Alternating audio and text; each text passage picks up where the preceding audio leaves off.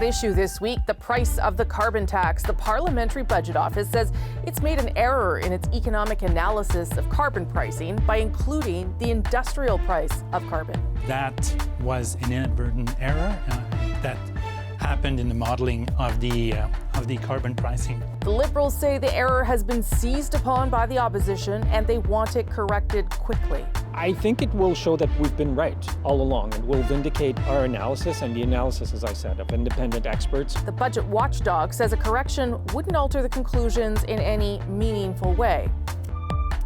So given how politically charged the debate on the carbon tax is, will any correction make a difference? Hi there, I'm Rosemary Barton, here to break it down on At Issue. Chantal Hebert, Coyne and Althia Raj, good to see you all. I guess I was a little bit surprised that the Parliamentary Budget Officer wasn't a little more forthcoming with the fact that this correction was going to be made and that they're not going to get it together and published until the fall, given that it is such a hot political issue. Chantal, how damaging is that for that office, the PBO, and in terms of how this might play out politically too?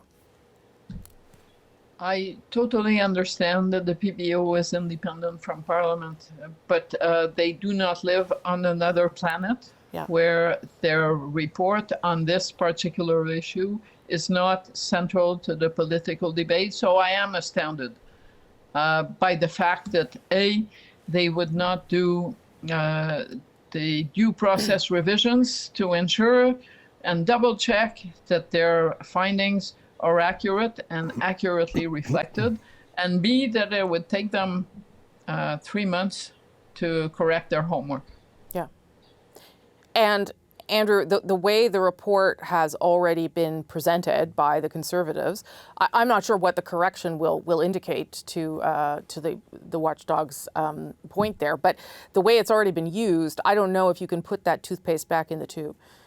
Well, it gives the Liberals a chance to muddy the waters after the Conservatives had earlier muddied the waters. Sure. So, you know, it's obviously a very embarrassing error that it got through and wasn't detected and wasn't corrected sooner. We all make mistakes, but this is an organization whose power rests in its credibility. But there were a lot of problems with that report even before this, and that's why it got to be so politicized. The PBO managed to muddle up this question of do people get back more in the carbon rebates than they pay in the tax? Do most people, which if you actually read the report, the PBO found they did, 80% in most provinces, 50% in Nova Scotia. But then it added on this second question, which was really never in doubt, which was, does a tax like a carbon tax have some negative impact on the economy? Does it lead to lower growth in income than will otherwise be the case? And it found that, yes, that was true as well. And then it mushed the two together and found there was a net impact that was a loss to people, but it muddied the waters whether that was a matter of the getting back more in the rebate than you paid in tax or the economic impact. It shouldn't have gone down that road. And the Conservatives then seized on it and used it to imply that, in fact, people weren't getting more than they paid in, which is not true. So that's really unfortunate. As I say, that now the Liberals can say, well, the whole thing was mush to begin with and you shouldn't pay much attention to it. I don't know whether that'll gain them that much. Althia, how do you think that unfolds for them? Especially because Mr. Giroux, the Parliamentary Budget Officer, is saying he doesn't actually think it's going to make that big a difference once the correction is made. I'm not sure it's going to make that big a difference either. But I agree with Andrew and I agree with Chantal. It's a bit particular that they would come out and say, oh yeah, we made an error on a report from last March. Yeah. But we're not going to tell you if this error is consequential or not until the fall. Maybe they should have just waited and then told us the renewed findings. But I agree with Andrew. The larger point is actually the way, if I was a Liberal in the Prime Minister's office, I would be more annoyed that the press release from that March report from last year suggested that the carbon price was going to cost people more because they only highlighted the broader economic as well as fiscal impacts of the policy. It wasn't unless you look and download the PDF file and look through the report did you realize that actually, no, the PBO says the government is right. And on the fiscal impacts, the indirect and direct fiscal impacts, people are actually getting more people are getting more money back than they pay. But if you're using the $170 a ton in 2030, 2031, yes, there will be job losses in the oil and gas sector. I think everybody knew that. But if that's what you highlight in your press release, you know, that is a political decision itself. And I'm struck by the fact that the Liberals are not calling for Yves Giroux's head. But I think if it was a Conservative government that had been subjected to such an error, we would absolutely see calls for resignations. Andrew, go ahead. The other and larger problem with the report was it cost people money compared to what? You know, the implication is cost them compared to some alternative where there's no cost at all, i.e. we just don't do anything. Well, no, that's not the choice in front of us. The choice would be some other measure or combination of measures, subsidies and regulations. Well, every independent analysis of that shows subsidies and regulations are more costly than a carbon tax. So if they were really interested in enlightening the public on this, that would have been the exercise to do. Now, mind you, that exercise has been done by people outside the PBO. We, I think, often pay too much attention to the PBO, if I can put it frankly. It's a useful add-on. It can contribute to the debates, but it's not the voice of God. Where it can really contribute, or should be able to contribute, is with its ability to have access, and it should be given access to government data and government financial information. And in fact, if we really wanted a useful PBO, we'd make everybody dependent on the PBO for financial data, including the government. There shouldn't be this business where the PBO has to go to the government and ask them for access. It should be the government going to the PBO to say, tell us what the fiscal data on this, so that we're all of us, government, opposition, and the press and everybody else, working off the same set of figures. We'd have to give them a whole lot more staff and budget to do that, I think, because I think that's part of the problem here is that they're being asked to do a lot with not a huge office. Chantal, go ahead. Yeah, except they make choices. Sure. And they made that choice to go down that particular rabbit hole. If you're going to go down that hole, then you're going to go further down. You're going to have to say that you can't assume that climate change is a cost-free issue, that there will be cost one way or the other. Then you're going to have to go dig a bit further to the cost or the possible cost of not addressing climate change. I'm not talking about the weather here. I'm talking about tariffs and how we export to other countries. So you either make the choice that you have the staff you have and you're going to stick to your knitting, or you be philosophical about it and end up, and I agree that a Conservative government would be calling for the PBO to resign at this point. Go ahead, Althia. I was just going to say, one of the things that's really sad about this is the credibility of the office. And come election time, the PBO for the last 2 elections now weighs in and says which fiscal plan, holds water and which one has full of holes like Swiss cheese, I think was one of the quotes from the former PBO. That's important. And now we have an office whose credibility has been muddled, and it's not clear that the journalists reading the reports, that the public who are absorbing the report will trust the information that is given come election time. But we should say, in my opinion, they generally do a good job. I mean, unfortunately, it's the one that you mess up that people are going to remember, but they generally do a good job. At issue, the Speaker of the House of Commons, Greg Fergus, has survived another motion calling for his dismissal, this time after the Liberal Party mistakenly used partisan language for an event in his riding, adding to the Conservatives' distrust in his abilities to remain neutral. I am not sure that if I reported something to you, that you would treat me fairly, that I wouldn't have my issue twisted for partisan gain. So can Fergus continue to stay in the position in spite of the pushback? Are the Conservatives trying to discredit this role entirely? Let's bring back everybody. Chantal, Andrew, and Althia. Althia, I'll start with you. And I want to talk, specifically about this speaker, but also about, I think, what is an attempt by the Conservatives to diminish that role entirely, and sort of the consequences of that. So pick up either of those points. I'm not sure about diminishing the role itself, but certainly diminishing the person in the role for a whole bunch of different reasons.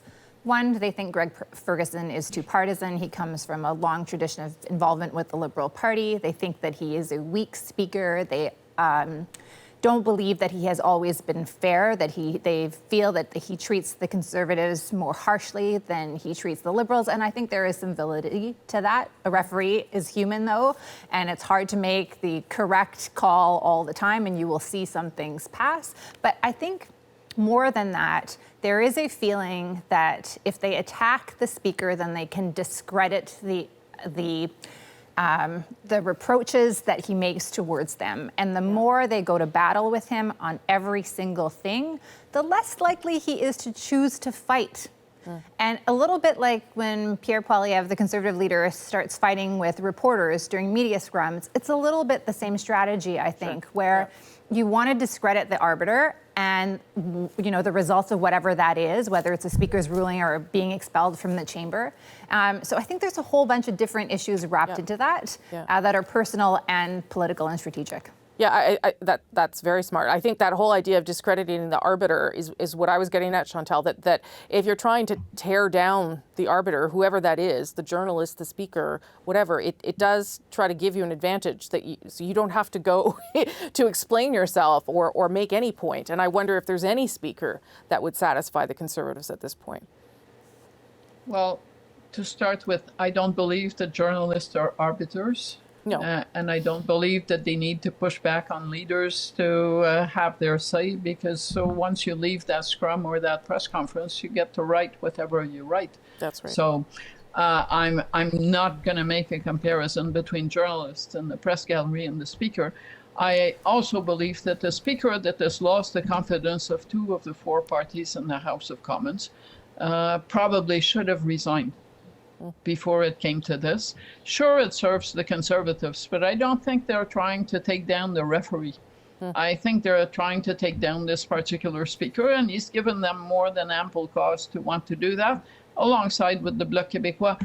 If you are going to be the speaker in this House, you're going to need some moral authority. Yeah. I don't think there is much moral authority left in the speaker. Well, and you've got to be tough, to Althia's point too, Andrew. Like, you've got to be willing to take people on all sides of the House. Yeah, I mean, I don't doubt there's a certain amount or a large amount of bad faith in the Conservatives' part on this, as on most things, but he has given them the grist for this. Yeah. He was a poor choice for Speaker to begin with. He should have had the judgment not to put his name forward. The Liberals should have had the judgment not to vote for him. It was a secret ballot, but you got to guess it was a party line vote.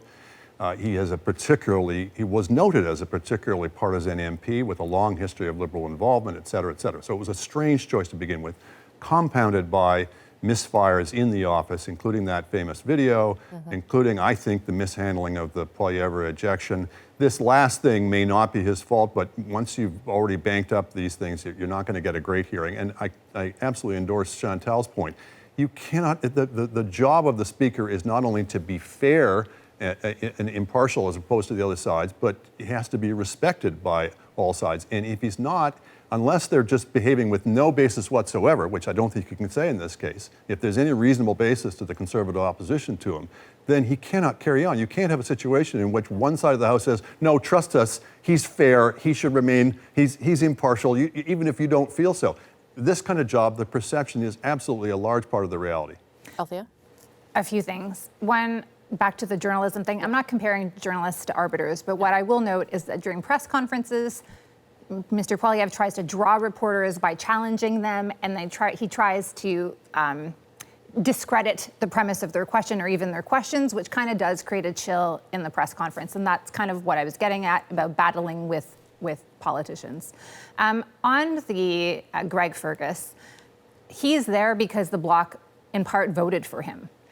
Greg Fergus, and I'm sure he probably will not enjoy that I say this, but multiple Liberals have told me that Greg Fergus was one of 2 MPs who went to the caucus microphone in September and told the Prime Minister he should resign for the good of the country and the party. This was not somebody that I think the Prime Minister was like looking at as a clear cheerleader in a caucus. So just to put that aside, I wonder if we are in an era of such partisanship that it really, would they have done this to Sean Casey, for example, a Liberal MP from PEI?